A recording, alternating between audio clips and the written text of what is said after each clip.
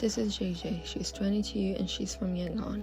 This was her reality as a student. Only 4 hours of electricity a day, a second-hand laptop, no proper smartphone.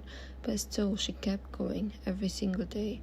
Her story is part of Pollination 4, The Palms of Your Hands, an exhibition that brings together personal stories of migration between Myanmar and Malaysia.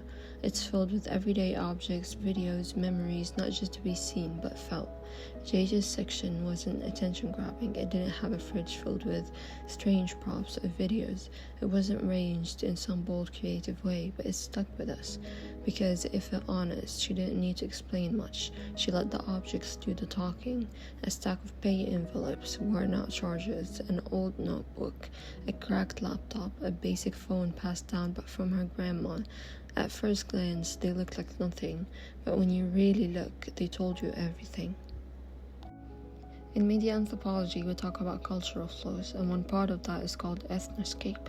JJ never actually went to Malaysia, but through stories, research, and imagination, she built a picture of it. She created a timeline based on the life of Stephen, a Burmese migrant worker who spent over 25 years in Penang, starting way back in the 90s. She traced where he worked, how he picked up new languages, and what it might have felt like being far from home for that long.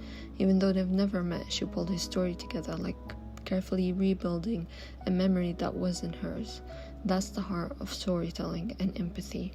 She also imagined a visit by Burmese minister to Penang, walking through Chinatown, seeing waterfalls, trying the local food. That contrast says a lot. One story is about working far from home for years, the other is a short official trip. But in both cases, JJ used imagination to step into someone else's shoes, to understand places she's never been and people she's never met. And that's what makes her part of the exhibition so powerful. It isn't just about her, it's about trying to see the world through someone else's eyes. Next is Mediascape, basically the media we consume and how it shapes us. JJ showed this through a Spotify playlist, songs she listened to during her long bus rides, sometimes 4 hours a day.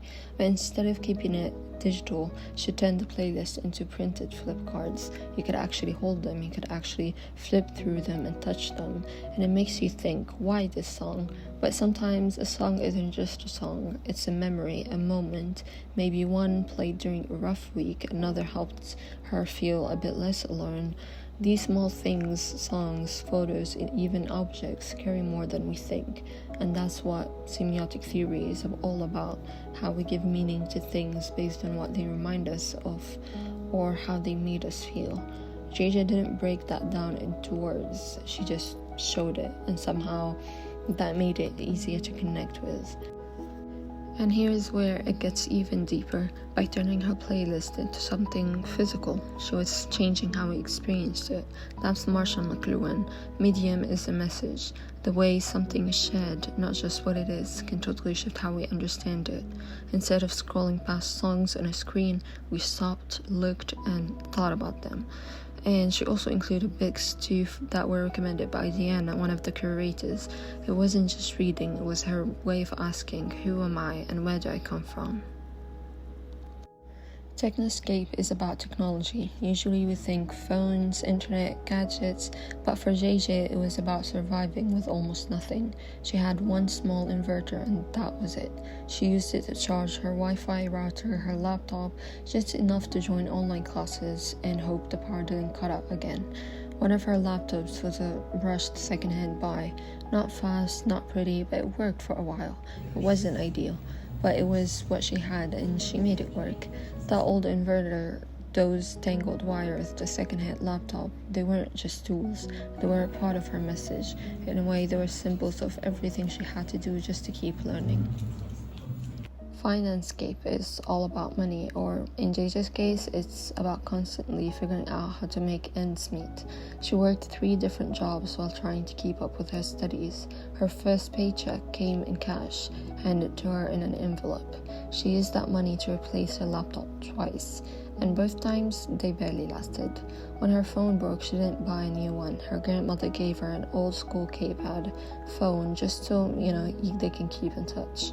But that phone, it couldn't even handle a proper call. She actually missed a job opportunity because the signal dropped during the interview. It turned into less about learning and more about just getting through each day. Last is the idioscape, the part that looks at ideas, values, and how people make sense of their lives. I felt more like she was handing us the reality and saying, now you think about it. She made us reflect, she made us question, why do some students have to fight this hard just to study? Why is something as basic as electricity still out of reach for so many? Why do some of us scroll freely while others have to ration their Wi-Fi like it's some sort of food? She even brought her own inverter to Malaysia just so we could see it, to understand that for her, this was normal. And her message was simple.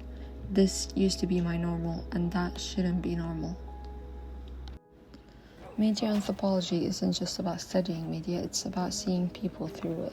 This project helped us understand how stories, objects, and even small details can reflect much bigger things: identity, struggle, movement, and meaning. In the end, it's about listening and learning what's usually overlooked.